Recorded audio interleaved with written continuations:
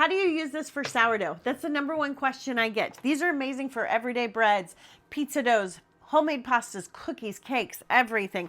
But when it comes to sourdough, there is a trick. So let me walk you through the steps. And the way I do this is I take the bowl off because I do by measurements, and I set this on my scale, and I just start my normal sourdough process. I first add water and sourdough start. I then put it back on and hit mix, and I just watch it and let it go for about a minute or two until that sourdough start and water is fully incorporated. After that, I go back to the scale, add my other ingredients.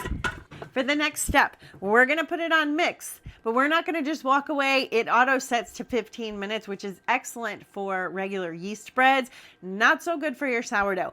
It kicks on and off in intervals. And so for me personally, in my environment, my sourdough, it's about 5 intervals until it's fully incorporated, and then it's done.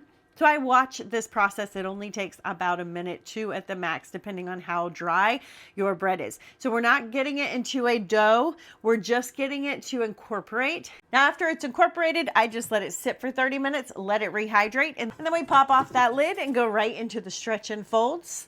Then our last step is we're going to turn it on ferment.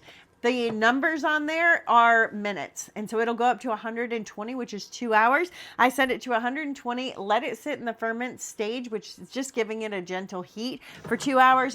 And then after that, I let it sit. 4 hours is what it typically takes for me, but I only run the ferment cycle once on a 2-hour setting, and I shape it, and into the fridge it goes for the overnight ferment. And that is it. Everything done in one bowl, no spoons, no spatulas, no extra fuss. Plus it keeps the fruit flies, bugs, dust, whatever else out of my dough.